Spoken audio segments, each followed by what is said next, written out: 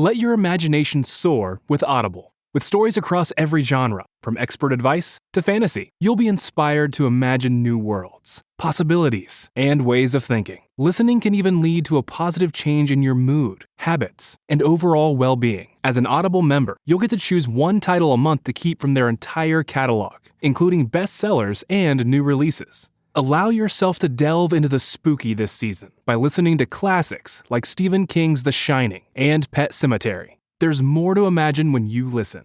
New members can try Audible free for 30 days. Visit audible.com/imagine or text imagine to 500-500. That's audible.com/imagine or text imagine to 500-500. This Halloween, ghoul all out with Instacart. Whether you're hunting for the perfect costume, eyeing that giant bag of candy, or casting spells with eerie decor, we've got it all in one place. Download the Instacart app and get delivery in as fast as 30 minutes. Plus, enjoy $0 delivery fees on your first 3 orders. Offer valid for a limited time. Minimum $10 per order. Service fees, other fees, and additional terms apply. Instacart, bringing the store to your door this Halloween. Editaudio. I like to say I was born and raised in corporate America. I mean, I worked for years in giant entertainment companies, and I learned very quickly to just love those paid holidays, sick days, the prorated health insurance. But I also loved my 9-to-5, my desk with pictures and inspirational quotes, and all the people stopping by my workstation to gossip and chat. So now I'm out here on my own, hustling as a freelance artist. I've done the very best I can to replicate in my home life the structural things from corporate that work for me. Like, I have a desk set up in my bedroom, and I've got some routines like a walk in the park in the morning before I start work, things that help me know when the day starts and when the day ends. But regardless of all of that, sometimes things can get kind of blurry when you're on your own. It can be hard to motivate yourself from your bedroom or your apartment, and I still struggle with that. Last week, I spent an entire day sitting at my desk, and I did absolutely nothing. Like, the whole day I sat there for 7 hours. Well, it's not 100% true. I did search Amazon, and I scrolled social media relentlessly. I really nailed those 2 things that day, but does that count as work? Hello, everyone. I'm Robin Hopkins, and this is Well Adjusting, where I talk to people about life stuff, but not in an NPR way. It's more like we're at the bar, having cocktails, getting into your business sort of way. It's giving drunk NPR. Oh, and producer Steph is here too. Hello. Today we chat, well, when you're a freelance artist and the fear is real. Well, hello, everybody. It is absolutely lovely to have you back for another episode of Well Adjusting. I mean, now if I'm speaking for me, I'm going to say I'm feeling well. I'm feeling adjusted, generally speaking. And I am ready to jump in with today's guest, Kayley. So, backstory. Kayley is a kick-ass lady who finished up law school. Well done, Kayley. Only to realize she'd much rather pursue a career in the arts as a writer and an audio producer. Wah wah. Now she's in that hustle, okay? She's dealing with all the hurdles that one's got to jump in that life. We're talking about rejection, imposter syndrome, lack of motivation, or fear driving paralysis of action. So we chat about how to find some structure, some confidence, and some grace for yourself when you are trying to make a go of it as an artist. You're going to want to hear this. Take a listen. My name's Kayley. I'm currently living in London, and I am a freelance writer, journalist, freelance audio producer. That's a multi-hyphenate life of trying to find as many ways to be creative and hopefully earn money out of it. Isn't that just the hustle is real? That is just a forever state of being for that business. Mm-hmm. Honestly, it's a struggle bus every time you hear about how, oh, this publication's shutting down. This is doing a reshuffle. It's like, oh, ugh, great. I know it's not the time for productions. Podcasting is down. You're just like, oh, please stop telling me without telling me that I may not have a job. Well, let's move on to more positive things already. Although I am going to say more positive things I'm going to ask about, like your problem, and let us know why you're here to talk to us today. Yeah, I guess I'm talking about struggling when you know that you can be a better creative And I think how I struggle with it is I would see lots of opportunities out there, and then I would like sort of hesitate and sort of like push and pull in terms of like applying, not applying. Maybe I'm good enough, but maybe I'm not good enough. And by the time I do decide that, okay, let's go for it, I don't actually have enough time to properly apply myself and put my best self forward for the opportunity that comes up. And that sort of imposter syndrome, that's quite debilitating, and it's a cycle. It is so debilitating. And I think like just to start, it doesn't ever go away. I mean, I think it's like a comfy sweater that you learn to live with, and you're just like, well, there it is. But but I want to ask you, like, just like tell us a little bit more about it. Like, how are you putting it together? Do you have like a day job right now, like one job? Or are you making money from multiple jobs? Because I want to know how impactful this is in your life. Well, so I'm pretty early on in my career right now. So it's it's fairly like long-winded when I like describe it. Basically, I stepped away from a life. I was a law student for the longest time. I graduated and like qualified to be a lawyer. And then after that, I just told my parents, this isn't making me happy anymore, and I'd want to pursue something else. Oh, your parents. Yeah. It's a lot. I'm sorry, Kayley's mom and dad. I'm super sorry. Could have been a lawyer, but not a lawyer anymore. And so I found a job as an administrator for a journalism publishing place. And I felt like that could have been my foot in the door to sort of like, get to meet editors, get to know their podcasting team, and sort of like hopefully embed myself so deep into their system so that they have no choice but to speak to me and get to know me. But except that's not exactly how jobs work. And I was quite siloed into my role as an admin and very much not encouraged to write. I actually applied for an internship within that organization, and they immediately chucked out my application because I already worked there internally. So it was quite frustrating and like feels like there is this barrier that like I don't actually know how to like cross over. So on the side of my day job, I also like try to like keep those skills alive of like trying to write and trying to create podcasts and have that creative practice. But it is like feels draining because it's like I see everyone at my day job actually do the things I want to do, and I'm not doing that at my day job. Okay. Someone walks in and says, you can have your perfect or most ideal job. Do you know what that is? So I think it's still the multi-hyphenate thing that I described in the beginning, where I would be an audio producer and a freelance writer. Okay. A little bit of that double act. Okay. And are you still in the day job doing admin? I like brought my hours down to a temp basis because it was taking up too much of my time. And I also currently have to find another way to stay in the UK because my visa status is coming up, and I'm also finding other avenues to stay in the UK. Okay. So you got a lot going on. Yeah.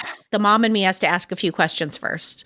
Like, you're cobbling together enough income, and you're like all that is like stable doing it how you're doing it right now? For now, yes. I think like I've saved up enough money from like my day job to be able to do what I'm currently doing and feel comfortable doing that. Yeah. Okay. I think what's coming up for me, what I'm curious about is I'm trying to like separate all the stuff to see, like, you got a bunch of barriers, right? You're new in your career. You're trying to figure it out and try to build experience. You also have a visa issue that you have to contend with. And then you want to be seen in a certain way and build experience. So you've got like kind of all these things there. And you need to be able to pay rent and eat and all of those things too. Maybe have some fun every once in a while. And oddly enough, those all cost. It's so weird how that happens. But so you have like a lot of things that you're contending with, right? And at the same time, I'm suggesting that could be part of what, when you walk in and your imposter syndrome is that you also are dealing with a bunch of stuff. So I do think that maybe you should give yourself, I kind of hate this phrase because it feels very like, like hippy dippy liberal, but like, as I am a hippy dippy liberal, I'm going to say it, like, you have to give yourself a little grace because you are, in your early 20s trying to figure out a bunch of things. You've just made a hard pivot from law school to, I'm going to be a writer and an audio producer. And in a time when the industry is a little funky for both of those industries. But so I do want you to give yourself a little bit of space. Are you doing that? Well, Or are you putting a lot of pressure on yourself? I'd like to think that I am giving myself some grace, but when I like talk to my friends and I do sometimes catch myself saying like, I don't think I'm trying hard enough. I don't think sort of like self-deprecating messages in my like expression of like frustration. So like something that I feel that I don't really have enough of is like published bylines, for example, because I feel like a lot of my peers and like people in that industry have like, oh my God, they've written for this publication and they done this and they've done so many things. But I also have to like realize that they've probably been working on a lot of those projects a lot more. You were over here almost graduating from law school or graduating from law school and almost being a lawyer. So it's not like you didn't accomplish anything. That's true. Yeah. Yeah, because I think for me, it's trying to understand like how it's taken me this long to realize that like, oh, this is my actual dream. Because like in part, sometimes I feel like I kind of wish that I came to the realization that I really wanted to be a writer and like audio producer a lot earlier. But at the same time, everyone tells me it's like, you're in like your mid-20s, you're fine. And I'm like, I don't feel fine. All kinds of time. Also, you get there when you get there. Yeah. You know, I mean, like, I'm a firm believer that, you know, I'm 54, I'm not 25, and I could start a new career tomorrow if I wanted to. Like, why not? Yeah, I have a fine arts degree and went to school to be an artist, and I own a business. Mm-hmm. Yeah. There's no timetable other than an internal one that you're adding to yourself. So, again, like, I would say go easy. Hi, friends. If you listen to this show, then you know it is never a bad thing to ask for help. And sometimes we might even need help on a cellular level. I mean, who would have thought? And that's where our friends over at Timeline come in. Timeline is a Swiss life science company that has spent 10 years doing research to bring their product MitoPure to the market. 10 years, folks, that's a commitment. Now, on this show, we often talk about what happens over the long term, and unfortunately, aging is a part of that process. So are you ready for a quick science lesson? Okay, great. Mitochondria are our cells' power generators, okay? They're a key influence in how we age. And as we get older, mitochondrial efficiency, it naturally declines. And that's where MitoPure comes in. MitoPure is clinically shown to give our cellular energy generators new power by triggering the body's natural process for removing and rebuilding damaged mitochondria. You can think of MitoPure as like little Pac-Men in your cells just chomping up the damaged mitochondria that make you feel tired, and they're going to recycle it into new healthy ones. Now, you can take MitoPure in two ways. Talking soft gels for when you're on the go and you want something super convenient, or they have a berry powder mix, which can be incorporated into breakfast. Maybe, you know, your daily yogurt, your smoothie, or if you're me, you know, a Coke Zero. So taking 2 MitoPure soft gels a day for only 2 months, it can help you feel big improvements in your cellular energy, muscle strength, and endurance. After 4 months, you'll feel yourself getting stronger and experiencing less inflammation and recovering faster after workouts. I mean, who would not want that? So Timeline has a special offer for you, my amazing listeners. Timeline is offering 10% off your first order of MitoPure. You're going to go to timeline.com/RobHop. That's TIMELINE.com/RobHop. Go get it, folks.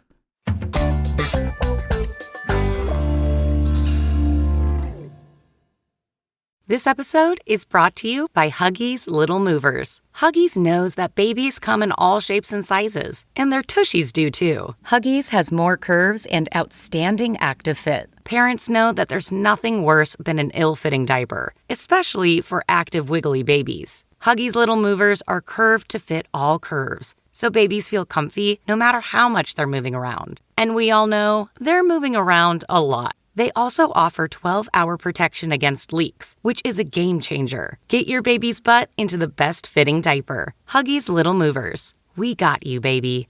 Credit Karma is your evolved financial assistant, making managing your finances simpler and more tailored to you. Join us at creditkarma.com to start your personalized financial journey today and continue to grow with our innovations. Credit Karma. Evolve your finances.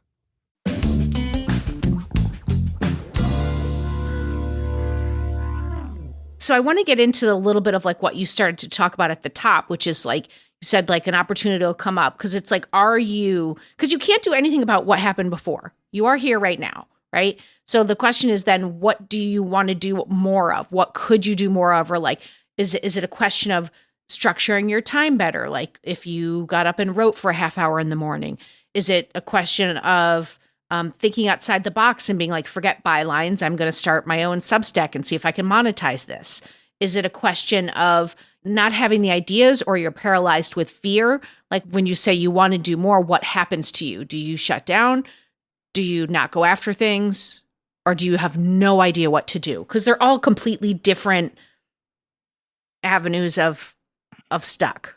I think it's a mixture of everything that you've just listed, I think, because sometimes there'll be like a call out and I'll be like, ooh, I think I could write something about this. And then the internal critic will be like, okay, but what would you write about? And then I'd sort of like workshop an idea, and I would be like, the internal critic would be like, oh, but that's probably not good enough. They probably would like commission this from somebody else who probably has a better idea or has like more experience writing about this. And then you get a little bit sad. It's like, oh, I wish I kind of had more experience. And then you don't go after it, and then repeats the cycle, which isn't helpful, obviously, when you're like a creative. But to me, it sounds like I'm just not doing enough. I don't know. Yeah. Well, it's not just that it's not helpful. It's that that's also a really painful place to be in. Because in that whole cycle that you just described, like there was one moment of like possibility. You read something that was like, oh, we want someone to write about, the school system. And you were like, oh, that sounds cool. I could do that. And then everything that you described after that is you being mean to yourself. It's just like, that's a horrible place. So I want you to get out of it, not just because it's not helpful, but because I don't want Kayley to have to live in that headspace. That's just not fun. And I understand that. But one of the things that's really, I think, counterintuitive to this problem is in the doing is how you silence the voice. And because, I'm always very vocal about I'm an actor and I'm a writer. And so it's just, I'm rejected 24/7. And the way they reject you is just by never calling you. And that's always like, ugh. So for like a couple of days, like you're feeling like, oh, but they probably just haven't gotten to mine yet. The deadline was at 5, so I'm still alive. It still could happen. And then by the next day, I'm showering and I'm like, this is probably not going to happen because I think it shoots on Friday. By Wednesday, you're like, nope, if no one's called me today, it's definitely not. But still, I wake up Thursday thinking, maybe? And it's the worst. It's the worst space. But in the doing all the time allows me to throw it away, to go in and focus on doing the very best work I can. And then there's nothing I can do about what they think about me. Nothing. And so I think I almost want to figure out ways to trick you, Kayley, into short-circuiting that voice. Almost like a mantra where you're just like, yeah, no, I know. Yeah, no, it is stupid. And they'll probably pick someone else. I'm just going to write it. Then you write the thing. And then you're about to hit submit and your inner critic comes up and says, no, this sucks. And this isn't even good. And you go, yeah, I know. It's probably not good. I'm just going to send it anyway. Almost just like forcing yourself. But I'm wondering, one, how do you respond to that? Do we need to put help in place? Like, do you need an accountability partner? Like, do you need to be in a system? Like, I know I struggle with deadlines, so I created a writer's group. And having bi-weekly meetings forced me to have to write something every 2 weeks. So how do you often, like, you made it through, I keep harping on this, but you made it through law school. Like the school where, like, when the first year, they're like, look to your left, look to your right. One of those two people won't still be sitting here at the end of this year. Like, you made it through that. So, like, what do you put in place when you need to get things done? I think having, like, a community definitely helps. Because, like, currently I'm in the Roundhouse studio and, like, they have a bunch of people who are also kind of the same age and like same sort of level as me, where like we're all like pursuing creativity in a time where it's uncertain and scary. So that's definitely one way that's been quite helpful in trying to keep pushing. And I guess like back in law school, definitely having friends for sure helped, because it's to be honest, like I don't really remember as much of law school as I feel I should. Because even like You blocked it out. I feel like I kind of blacked it out, to be honest. It's just like, whoa, that was 4 years of my life that I don't quite remember. Yes. But Kayley, as I'm sitting here, like you're talking about needing community, I'm thinking of like 400 different things that would help you build community. Like join a writers group, whether it be virtual or in person. Build one if you can't find one. There's this program called 100 Days of Writing, and he has an associated podcast which talk about your two worlds. It's like a 15-minute podcast, and then you're supposed to write. It's like the whole thing's supposed to be a half hour every day. The Artist Way would be an incredible book for you, which is a 12-week workbook to kind of like dive into your artistry and like claim ownership of I am an artist. And there's exercises, and that's a half hour bit of work each day. But like, I feel like the first thing I want to tell you is to put things in place. As an artist, it is lonely, it is self-driven, and there's so much rejection. And it's underpaid, and everyone wants these jobs. So it's a very difficult environment that you're saying that this is where your heart is. But if that's where your heart is, you got to do it, but you have to do it. And I want to know what you think about all that. Because, I mean, no. I think for me, like, it does resonate that, like, yeah, it's like, oh, everyone tells you it's hard, but you got to keep going. And, like, I do agree, and I find that. But I guess, like, it's that, like, self-driven and, like, making sure to have, like, that discipline and a discipline that lasts. I think that's the thing that I sort of struggle with. But because, like, I feel like with school, it felt easier because there was an end date, if that made sense. Like, you know that you're working hard, but there is this day of like, once the final exam happens, it's sort of like, that's it. Whereas like with the creative stuff and like sort of jobs and in general, once you're out of like that academia environment, there seems to be no end date until you retire, and retirement seems to be more of a decision now than the mandated thing, given how like many people I see like work till they're in their 80s, and it's like, oh, so this could just never end. Yeah. And that's the hardest part about this career path. But you cannot change the industry or how hard it is or the navigation of it, but you can change how you approach it. Like my day job was in corporate. And one of the things I learned about myself is I like a 9 to 5. That just is very comfortable to me. So I have replicated that in my freelance world in my bedroom. And so like on Mondays, I like to go work at the library and I get a sandwich from that deli, and I kind of keep that 9 to 5 same kind of time frame as much as possible because that works for me. So I take the structure and I put it into an unstructured world. And I think that's the very first thing you need to do. And no one's going to do that but you, Kayley. You will have to do that. You have to find what works for you and put it in place to support the mayhem that is the industry. Yeah, I think for me, it's like that building that sense of discipline feels difficult as well as like the having to like grow thicker skin and like sort of navigating around this industry, which is so difficult because like, especially like when I first started, I was like so sensitive to every single no. And I was like, oh my God, this is a personal affront to me. It hurts your heart. It just hurts your heart. Mm-hmm. But the getting used to being rejected happens in being rejected and getting used to it. Yeah. It's like such a cruel thing. And I do want to say this. This is me telling on myself, like, there's days where I pull this off, what I'm saying, and then there are many days where I do not. So it's just like when you start to lose it or when you start to lose your confidence, you have to actually go, okay, like go to that one friend who will talk you up and go, come on, Kayley, I just read your last piece. It was fabulous. Just submit. Just pick an idea. Like go to that one friend or that one person who pumps you back up and then write the article.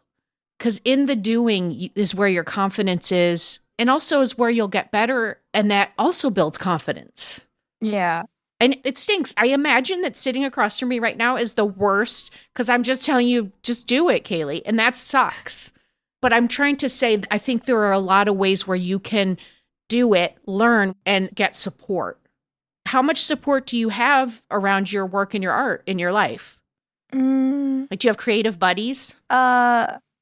A few of them, yeah. But I guess like I also kind of see them as like work friends rather than like oh, these are the people I always gravitate towards and hang out with. I think for that person, it's kind of just one person, to be honest.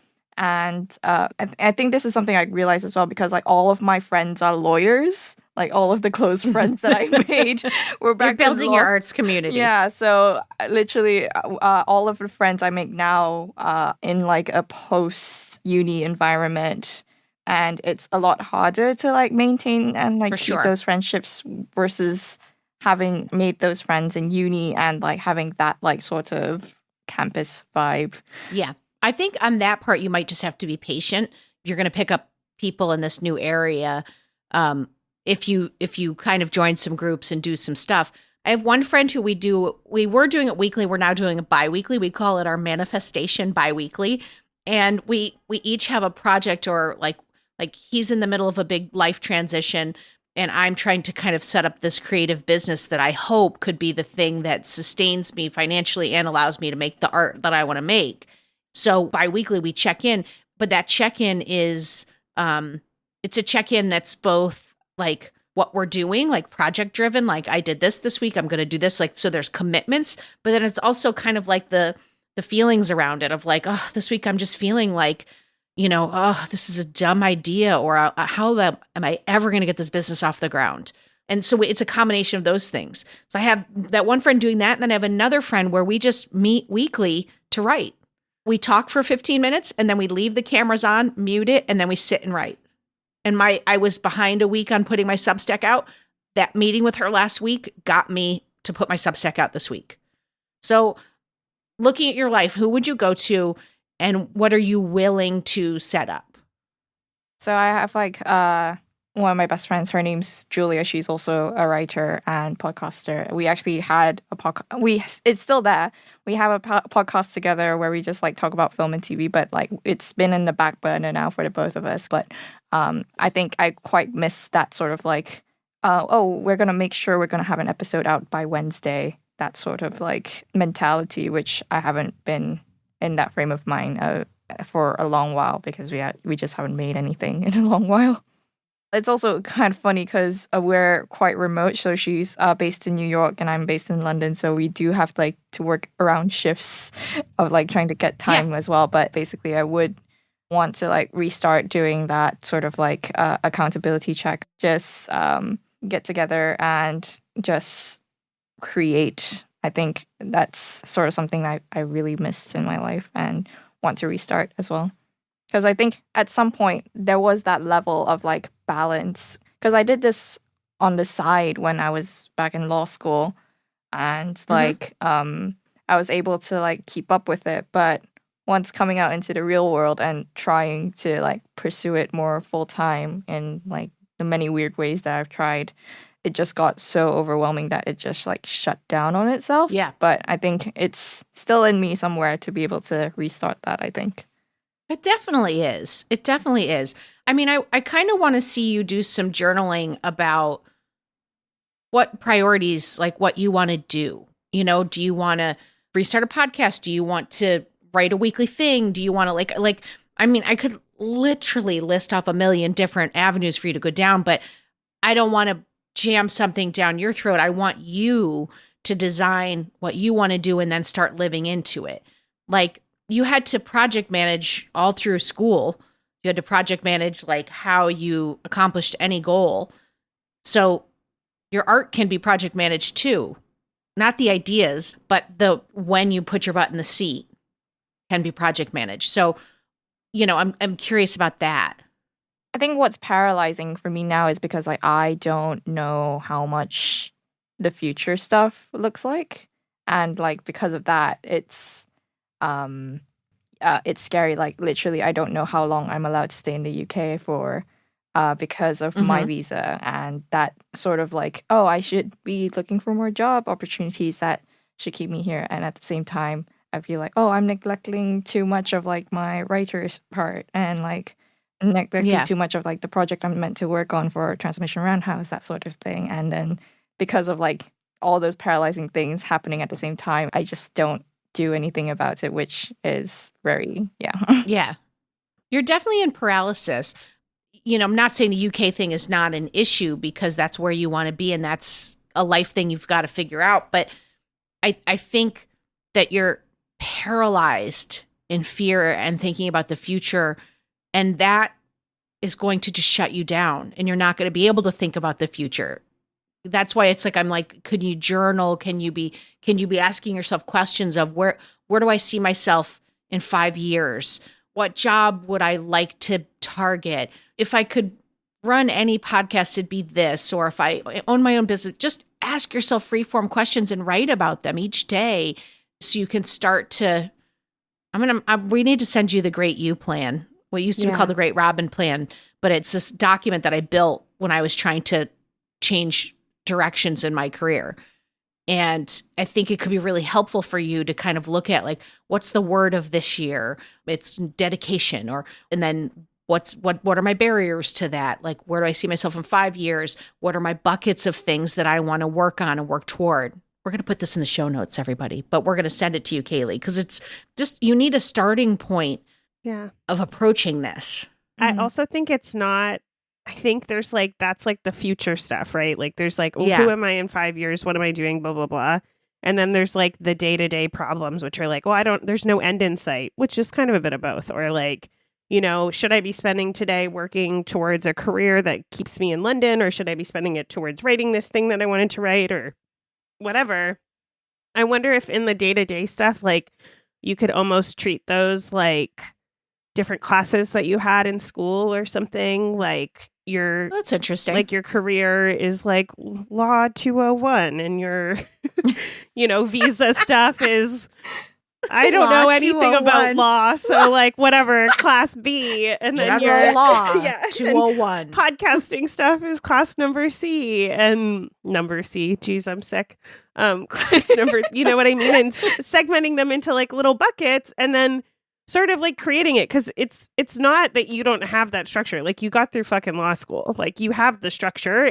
I think that they're all like lofty things. Like you're not getting homework every day, but like if you segment your days, like I'm sure that you can get through all of the stuff that you want to do and do it. And then that sort of helps with like the timelines too. Like there's no end in sight. Like for sure, like there's no end in sight, but like there was no end in sight when you became a lawyer. Like you were going to be a lawyer forever, and that's going to be like on and on and on and on and on and on forever, until you retire. Hopefully, if that's even a thing when like we're older. But like it's the lack of deadlines. I have to create deadlines for myself for things all the time, even with like art projects. It's like, okay, I'm going to try to keep making this thing that I have an idea for up until this time, or up until it feels like this to me. And it's just like a fake deadline, but like all deadlines are fake, but they do help with like actually getting things done and feeling like there's some sort of direction in moving yourself forward.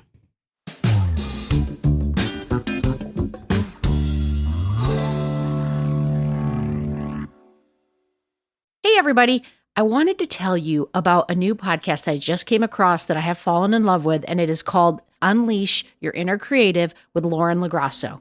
Okay, this is a Webby Award-winning show, and it's hosted by Lauren, who is she just happens to be a multi-passionate creative who's known as a award-winning podcasting host, an executive producer, a singer, a songwriter. She's a public speaker, just also happens to be a creative coach. Like, no big deal. She's not tired at all. All right, now, what I am really digging about this show is that it's this really kind of unique blend of mental health, there's some spirituality, self-development, and we're talking about the creative process. I mean, is that not what we love? And the show takes a holistic approach to creativity. So it's going to offer you tools to love and trust and know yourself, important, so that you can claim your birthright to creativity and pursuing your dreams. It's so good, y'all. And each week on Unleash Your Inner Creative, Lauren has all kinds of guests like Julia Cameron. Hello, how many times have we heard me talk about The Artist's Way? Julia is the author. NPR's Guy Raz, Grammy Award-winning artist Chrisette Michelle, and celebrity brain coach Jim Quick. They're going to help you define your relationship with fear, follow your heart's desires, and truly unleash your inner creative. Okay, so for me, obviously, my favorite episode is the one with Julia Cameron, and I highly recommend that you give it a listen. And the beauty is that new episodes of Unleash Your Inner Creative come out every Wednesday, and you can listen to it now on Apple Podcasts, Spotify, or wherever good podcasts are found.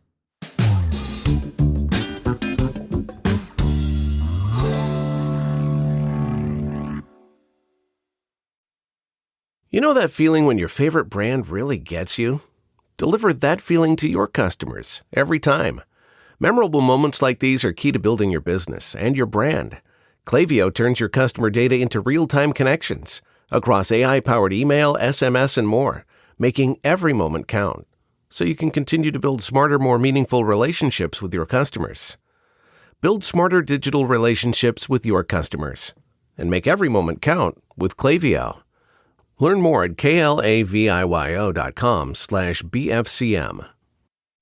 Achieving a gorgeous grin from home isn't a total mystery with Bite Clear aligners. Just don't be surprised if all of your sleuthing friends start asking, "What's your secret?"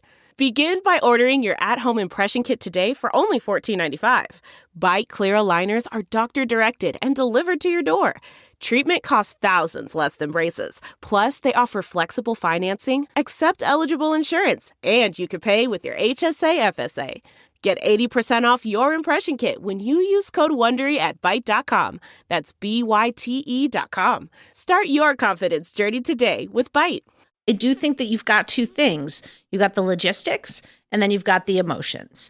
And on the emotion side, it's like even something like the artist way, which actually might help with both, but that's going to give you writing prompts. It's going to give you journaling. It's going to give you, questions about what you want. And it's going to it might help with both things. And sometimes clearing all that out gives you space, but just something that helps with the emotion side. And it could be that just finding a manifestation friend that you talk to weekly and just be like, I'm struggling this week. Like I feel like crap. I feel like I'm not doing enough. And just having someone who goes, yeah, but okay, so get it out. And then like, what do you want to do now? Like just having somebody to talk to about that, however that looks for you. But I think you just need a little space. And I'm going back to the earlier thing with the grace. This is it right now. Like you're just in this beginning. I do know like all of these things. Like, yes, I am sometimes a bit hard on myself. And yes, what I'm going through is like, there are people that can relate for sure. Lots. But yeah, it is very much just having to like keep going. Yeah. And like you said, you do know this. So this is just like a manifestation call with a friend, us just being like, Kayley, you got this. If we were having this weekly, I'd be like, okay, what's one structural thing you can put in place this week just to help you start it? Because you already know this. So this is homework. What is one structural thing you can put in place and one addressing your fear thing you can put in place this week? It's Tuesday. So we'll give you till next Tuesday. It's Wednesday. I think... Oh, it's Wednesday. Thank you for that. She's like, I'm taking advice for you. You don't even know what day of the week it is. It's Wednesday and you have till next Wednesday then. Next Wednesday, yes. Something that I could sort of put in place. I think, because I've been falling off the wayside of this, journaling for sure. Make sure that I get at least 15 minutes of it. Because I think this month especially, I just haven't been doing it as much as I usually do, but definitely at least one entry a day, 15 minutes a day. I think that's what I'm going to try and hold myself accountable to do. I feel like that might be two birds, one stone, little emotional and structure. Mm-hmm. Okay, also, this is my toxic trait, which is that like I love to research and fix things. And in my researching, I found this really cool group that I'm like, you should join. And also, I'm going to be in London in like a week for the next like 3 weeks. Maybe we go together. Okay. It's called Messy Collective. Have you heard of it? No, I haven't. Because Messy Collective is London's messiest writers collective, celebrating process for work that's on its way to perfect. And they have a daily writing prompt. Ooh. I mean, that's virtual. I don't know that I'd call this a toxic trait. I'd call that fantastic. You just found that. I'm like, I want to go. Yeah, it sounds and they fun. look really cool. Yeah. Does that sound frightening to you, or does that sound fun, or somewhere in between? I think that sounds really fun to me. Like, I genuinely love going to networking things. Like, I have friends who sort of dread it, but I always like come out of it like, oh my God, I met like this person, and like I'm now following this person on Instagram, and that sort of like I come out of networking events feeling really fun, and like Because I think I like interacting with like a lot of creative people because I didn't get to do as much of that when I was in law school. So whenever I get to do Let's that now, I go. would just like, oh my God, tell me about what you're working on. I want to hear everything. All right, I want some audio from your meetup in London at the Messy Collective. That's all I'm saying. More than anything, Kayley, I just want to say, just please be kind to yourself. Like, go a little easier on yourself. A little bit of structure goes a long way. You are going to be just fine. And the bonus of all of this is, let's just say 10 years from now, you're like, what was I thinking? I'm going to be a lawyer. All of these skills and things that we're talking about transfer to any industry. This is not just for artists. It's just that the rejection is particularly difficult in this industry. So like, this is a learning that's going to come with you and help you for the rest of your life. That's fantastic. So you have this. I got all the faith in the world in you. And I'm thrilled that you came to chat about this. No, thank you so much for chatting with me about this. I found this really, really nice. You have reached the well-adjusting expert of the day. Hi, my name is Lauren LoGrasso. I'm an award-winning podcast host and producer of the show Unleash Your Inner Creative. I'm also a creative coach, keynote speaker, and singer-songwriter. The biggest mistake I made as a young person, and that I still contend with, it's not something that goes away, it's a daily practice, was thinking that I needed to get my worth from outside of me. Who you are is the best thing about you. And what you do and what your aspirations are, that's just what takes you on the journey. But it's all about cultivating an internal sense of self-worth, self-love, and self-trust. And I would also say from a more practical standpoint, if you're struggling with imposter syndrome or am I good enough or any of that stuff, first of all, everybody has to start somewhere. And sometimes the experts, like I'm putting that in quotes, really don't know what they're doing, okay? And sometimes the people who are sitting at the top are so bored and they've lost that passion. And so you actually have an edge over them if you've still got that flame going in your heart. Know that everybody, no matter what their status level is in the industry that you're going into, struggles with some sense of like, should I be here? And that if you can just keep chipping away and being curious about what you're going toward, you're going to get somewhere. Prove yourself right over time. Like, keep trying. I think that that's a big part of it too. You're also to know that you're going to struggle with the belief sometimes. Like, it's not a perfect path. Like, there are days when I'm like, I'm the best singer in the world. And I'm like, it's a sin that I haven't been discovered more. And then there are days when I'm like, oh, well, I was like foolish to ever even have this dream. And I think no matter where you're at in your path, that is normal. But as long as you can bring yourself back to center, like sometimes breathing, I know it sounds silly and stupid. Like when people be like, just breathe, I was like, okay, get a life. But sometimes just breathing and like remembering you have a body helps like get you out of your head and into your heart. The other thing I would say to you, and that I'm really hoping you can do, especially if you are a person who's hard on yourself, is to not rebrand your disappointments as failures. When I look back at my early life and my acting career, I realized I didn't fail. I just had no tolerance for disappointment. And so let yourself feel the disappointment. Don't revel in it, but let yourself feel it and then move through it and know you can survive that. And a disappointment is very different from a failure. The other thing I would say is we often shut the door on ourselves. So instead of asking somebody for what we want or going after the thing, we tell ourselves no first.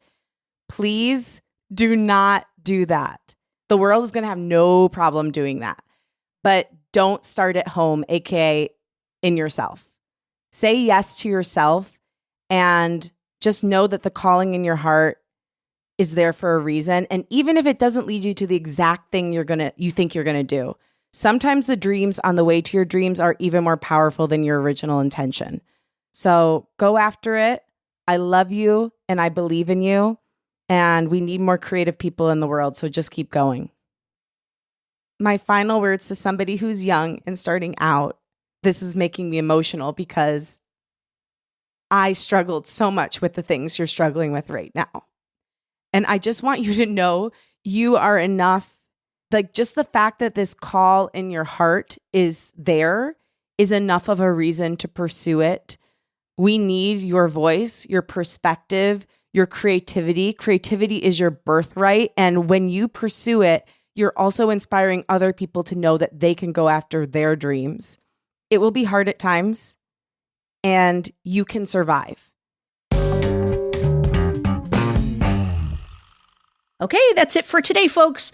But before we go, I want to say so many thanks to Kayley for sharing her story with us and for, being open to hitting that messy collective with Steph. I can't wait to hear about that, to be truthful.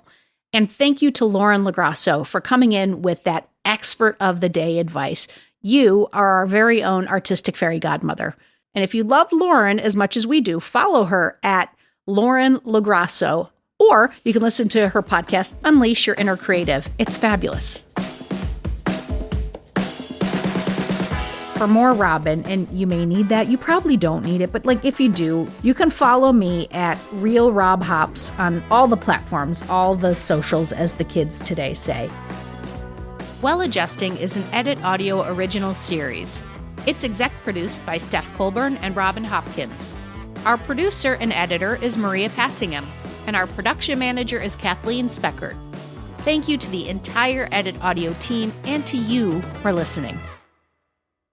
Oh, hey, before you take out those AirPods, this show is just for entertainment. If you are in need of help, please, please, please reach out to a professional. Go ahead and get that help. You deserve it.